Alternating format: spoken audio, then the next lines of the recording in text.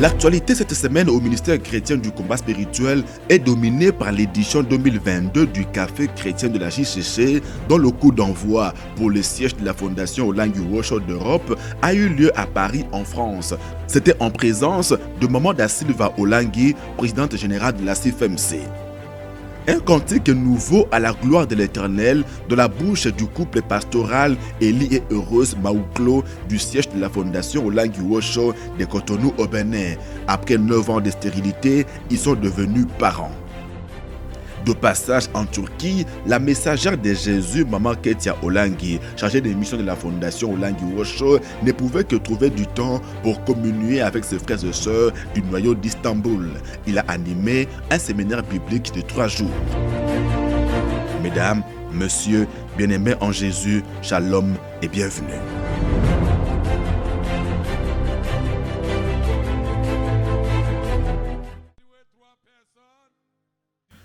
Tous les jeunes chrétiens combattants de l'Europe se sont donné rendez-vous à Paris en France où ils ont commencé ce dimanche 25 décembre leur café chrétien. À l'ouverture, les délégations déjà présentes ont été accueillies, d'autres devant venir dans la semaine. On a compté plus de 8 délégations reçues et présentées ce dimanche. Occasion pour les organisateurs de rappeler le parcours de combattants suivi par le 3e organisme du ministère chrétien du combat spirituel dans le vieux continent, non sans mettre en lumière ce que le Seigneur a fait dans la vie des uns et des autres. Le président du comité d'organisation, le JCC Daniel Loufoulouabo de Grenoble, l'a relevé dans ce mot de circonstance. La grande surprise à l'ouverture de ce café chrétien, c'est la présence de la présidente générale de la CFMC, la messagère de Jésus, Maman da Silva Olangi, qui est venue avec son mari célébrer le Seigneur dans ce siège qu'il a beaucoup soutenu lorsqu'elle était au début de la recherche de sa délivrance. Autre présence à signaler, celle du bishop Néhémie Kabeya, ancien proche collaborateur de Papa et Maman Olangi, qui évolue au Canada depuis plusieurs années. Il est en France pour une activité d'évangélisation. Sachez que plusieurs chefs de mission de la FOW Europe sont déjà arrivés à Paris, notamment Papa Jean-Pierre Muganza de Birmingham en Angleterre et Jean-Marc Wembo de Rennes en France. Pendant ces assises d'une semaine, le JCC rend témoignage des délivrances obtenues dans ce ministère dans leurs différentes interventions, comme c'était le cas de Ludovic Ludiongo, qui a mis en évidence la victoire sur la sorcellerie dans leur famille. Elle a été rendue possible à la faveur de l'engagement de leur mère au ministère, ce qui leur a ouvert la voie du salut et de l'affranchissement par la connaissance de la vérité. C'est cette intervention qui a clos la journée d'ouverture du Café chrétien Europe, édition 2022 à Paris.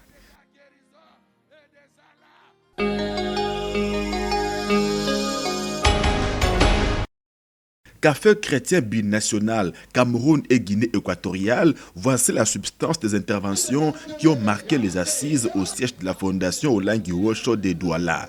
Dimanche 18 décembre, Christian Edouka de Douala, promotion Josué, a mis en relief les fruits de l'attachement à Dieu. Pour en avoir fait preuve dans ce ministère, il est venu à bout de la condamnation aux échecs. Enseignant chevronné, il entasse certificats et diplômes et vient de décrocher récemment un bon poste.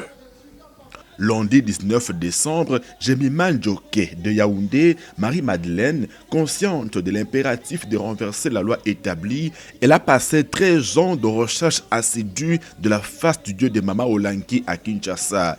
13 ans comme Joseph en Égypte avant de vivre la promesse de Dieu. Le Seigneur a gratifié Jemima avec un mariage.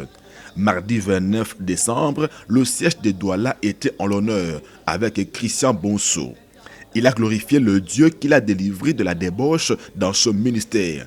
Assoiffé de la présence de Dieu, la pauvreté en est tombée et l'aspirant disciple de Jésus, J35, occupe aujourd'hui un poste de responsabilité dans son pays. Mercredi 21 décembre, c'était au tour du coordonnateur de ce café binational de rendre témoignage. Nzana Patrice, Gédéon de Yaoundé, a souligné la nature de l'évangile que nous avons entendu à la JCC, la sanctification et la crainte de Dieu. Elles sont à la base des grandes révélations qu'il a eues dans ce ministère et qui ont changé le cours de sa vie selon le glas de la sorcellerie. Jeudi 22 décembre, Sonné Joël, promotion Gédéon de Douala, est revenu sur la reconnaissance envers le Dieu de la JCC. C'est le soubassement des actions de grâce que nous lui rendons pendant ce café chrétien. Dans ce ministère, chacun de nous vient de loin. Demeurons donc reconnaissants comme le seul lépreux qui était revenu vers Jésus pour lui dire merci, contrairement aux 9 autres guéris. Ces interventions ont constitué l'essentiel du volet spirituel de ce café chrétien binational Cameroun et Guinée équatoriale à Douala.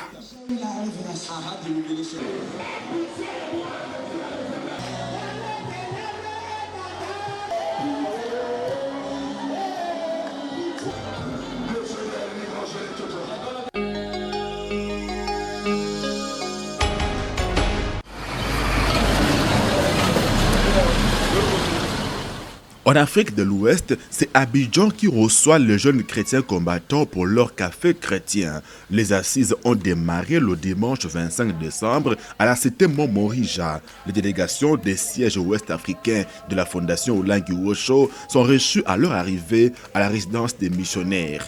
Voici l'ambiance qui a régné à l'arrivée des délégations de Cotonou au Bénin et Lomé au Togo. Selon les chiffres nous fournis par l'organisation, le siège d'Abidjan a reçu 9 délégués de Lomé, 11 de Cotonou, 2 d'Accra, 11 de Conakry et 2 de Dakar.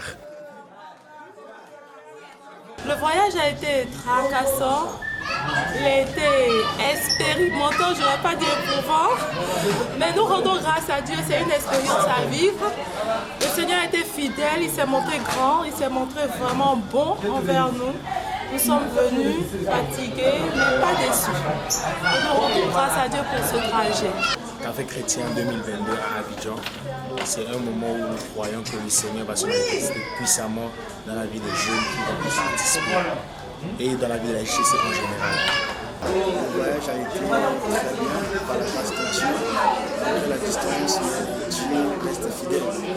Ce café chrétien, nous l'attendons énormément parce que Dieu, lorsqu'il programme un événement, c'est pour faire des grandes choses dans la vie des jeunes, des papas et des mamans. We bless the name of the Lord for this opportunity that has come again our way, because since the parents were around, we needed to remember the birth of Jesus as our Lord and Savior. And today, and this year is not an exception. We bless the name of the Lord for this opportunity. Traveling has not been easy, by the road, but in all we thank the name of the Lord, and we are hoping that by the end of this program, the Lord is going to bless us. As He said in His word, no one comes to Him and go back as he came.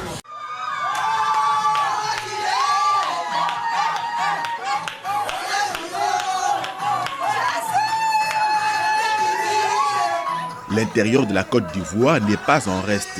Le noyau des Boaké est présent avec 17 délégués et ceux de Sassandra et San Pedro, 35 délégués. Vraiment la joie quand je voyais la motivation de mes enfants, des enfants de ces jeunes que hier qui étaient dans les ténèbres. Aujourd'hui, les écailles sont tombées. C'est eux, je dis, le cri de l'enfant. L'intercession de l'enfant n'est pas encore arrivée à Boaké, mais ces enfants doivent instituer ça pour qu'ils puissent arriver. Cette année-là, la grâce de Dieu nous a localisés. C'est une joie pour nous. Donc nous sommes venus 3 heures de route pour arriver dans la capitale.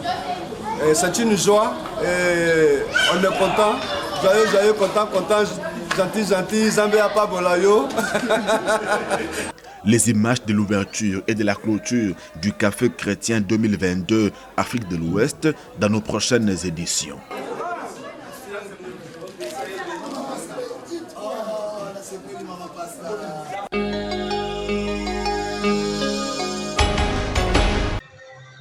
Dans le Grand Équateur, les chrétiens combattants de Mbandaka ont démarré leur café chrétien sous le chapeau de roue avec une assemblée pleinement consciente de l'enjeu du jour. Le souvenir de Jésus qui a pris notre place de pécheur pour nous donner la vie et nous réconcilier avec le Père par sa mort à la croix. Un souvenir qui a été exprimé avec une joie débordante, notamment par les jeunes chrétiens combattants à travers des récitals de versets bibliques et des danses. Une semaine d'immense joie à passer dans la présence du Seigneur. Chaque participant doit en profiter. Tel est le vœu du président du comité d'organisation des assises. Il l'a formulé dans son mot de bienvenue. Vivez les moments emplis d'amour et de paix. Et que la lumière de Jésus-Christ brille et éclaire nos maisons, nos activités et nos différentes affaires. Les délégués de siège de Bassankoussou, Boende et Bolamba prennent activement part à cette édition régionale du Café chrétien 2022 Équateur. Ces 3 délégations ont été accueillies à l'ouverture le dimanche.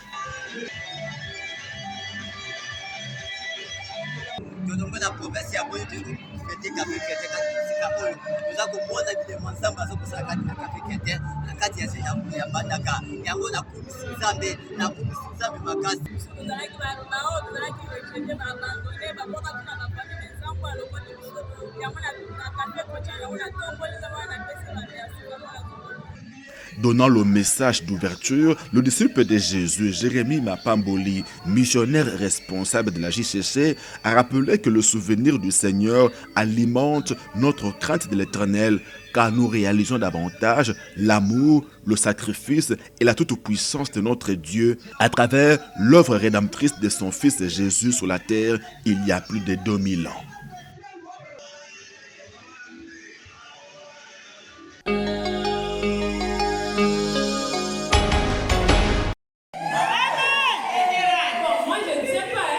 De passage en Turquie, la messagère de Jésus, Maman Ketia Olangi, chargée des missions de la fondation Olangi Wosho, ne pouvait que trouver du temps pour venir communier avec ses frères et sœurs du noyau d'Istanbul. C'est ainsi qu'elle a animé sur place un séminaire biblique. Son thème était la couronne de gloire. Cette couronne, Dieu nous la réserve contre toute attente et souvent au bout des combats, persécutions, humiliations, abandon et rejet. Ces moments d'épreuve sont des passages obligés par lesquels l'Éternel prépare nos cœurs à la gloire à venir. La messagère s'est inspirée entre autres du récit biblique de l'accession de Saül à la royauté alors qu'au départ, il était envoyé en brousse par son père Kis pour retrouver leurs ânesses perdues. Les voies de Dieu sont insondables, a rappelé la servante de Dieu, exhortant les chrétiens combattants d'Istanbul à la patience, à la persévérance et à l'écoute du Seigneur. À travers ce programme qui vient clôturer l'année 2022 dans ce noyau du MCCS, Maman Ketia Olangi a voulu exprimer la considération qu'ils ont pour la branche turque de la FOW dirigée par le couple Emmanuel et Esther Lokadi, missionnaires de longue date. La flamme qui a déjà été allumée, mes flammes continuent. Le siège de Istanbul, Turquie. Amen.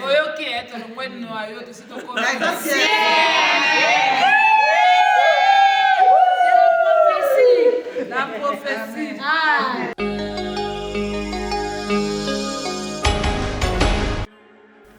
Cantique nouveau à la gloire de l'Éternel de la bouche du couple pastoral Élie et Heureuse Maouklo du siège de la fondation Olangi Wosho de Cotonou au Bénin.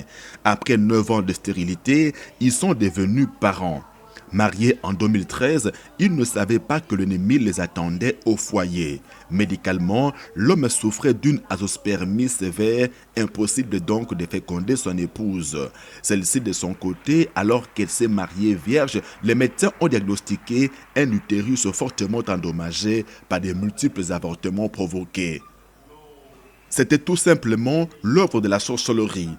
L'ayant discerné, le couple s'est pleinement investi dans la recherche de la délivrance à Lomé et à Cotonou. Sous l'encadrement des missionnaires, le Seigneur leur a donné plusieurs instructions, notamment le changement du nom et le renouvellement de leur alliance de mariage en 2018.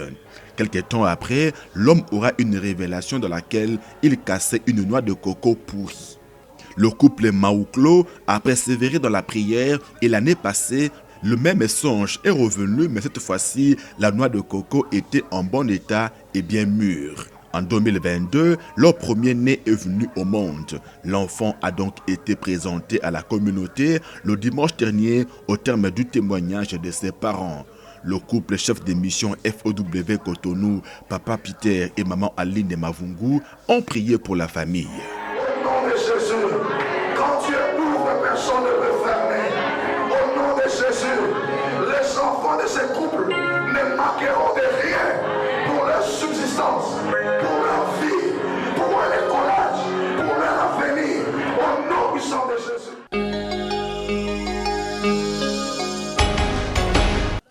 La fondation Neema de la messagère de Jésus, Maman Ketia Olangui, a apporté une assistance aux enfants orphelins encadrés par l'ONG Orphelinat Béni officiel à Kinshasa. L'assistance était composée d'habits, de sacs, de chaussures et autres objets collectés dans le cadre d'une campagne lancée cette année. Les représentantes de la fondatrice en mission à l'étranger ont remis ce don aux orphelins à la veille de la nativité. C'est un signe d'amour et d'attention des dieux sur chacun de vous, ont-elles dit aux bénéficiaires, non sans leur promettre de revenir l'année prochaine avec d'autres dons. L'un des responsables de l'ONG a loué le geste de charité de la fondation Neema. ndenge borespecte oyo ezali engagement oyo nzambe asala na biso tika ke nzambe aza fidèle azala mpe fidèle na mama Keti. Donc nous faisons partie aussi à bato oyo basukanaka ye na mosala na ye. Donc nzambe na yo atika ye te aassiste ye na makambo na ye nyonso tu oyo aza kosala. La fondation Neema a rassuré que la campagne des collectes de dons en faveur des orphelins de la ville de Kinshasa se poursuivra en 2023. Les remises de ces dons aux bénéficiaires auront lieu à la fin de chaque mois.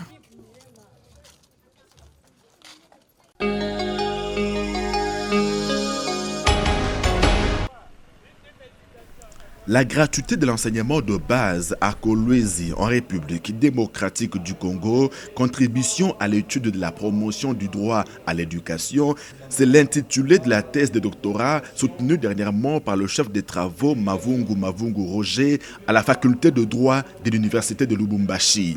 Consacrée par la Constitution de 2006 et mise en application par le président Tshisekedi, cette gratuité de l'éducation de base relève le chercheur est effective, mais son effectivité n'est pas suffisante.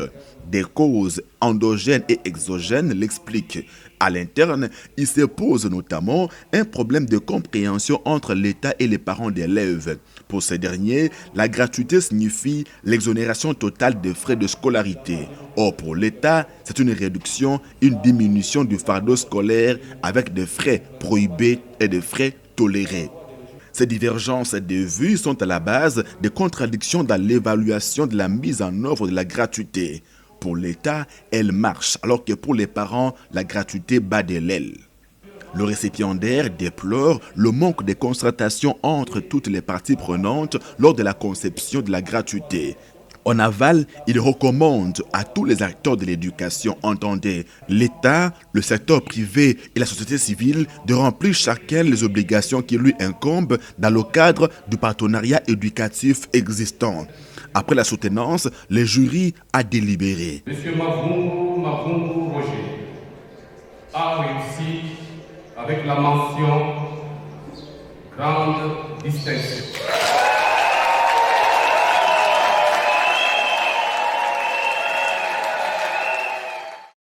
Mavungu Roger est désormais docteur en droit, option droit privé et judiciaire. En tant que magistrat de profession, il a indiqué dans sa thèse le rôle que doit jouer la justice pour la mise en œuvre de la gratuité de l'éducation de base.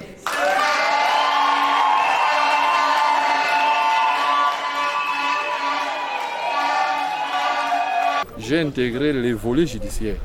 C'est-à-dire que la gratuité est là, mais la justice doit accompagner la gratuité. Parce que dans la Constitution, on dit que la justice est le garant de tous les droits fondamentaux. Nous, la justice, nous devons réprimer les infractions des gens qui détournent l'argent de la gratuité ou bien des gens qui recourent aux pratiques de codes sexuellement transmissibles. Il faut qu'on puisse décourager ces gens-là. Il faut qu'on réprime. Donc, le volet judiciaire est très important. Vous avez constaté avec tous les procès qui s'est passé à Kinshasa, le volet est très important. Il a terminé sa thèse par une ébauche d'une loi spéciale sur la gratuité de l'éducation de base en République démocratique du Congo. Sachez enfin que le nouveau docteur en droit est disciple de Jésus, promotion David, ministère chrétien du combat spirituel, siège de Lubumbashi. Il est engagé dans plusieurs fonctions d'appui au ministère.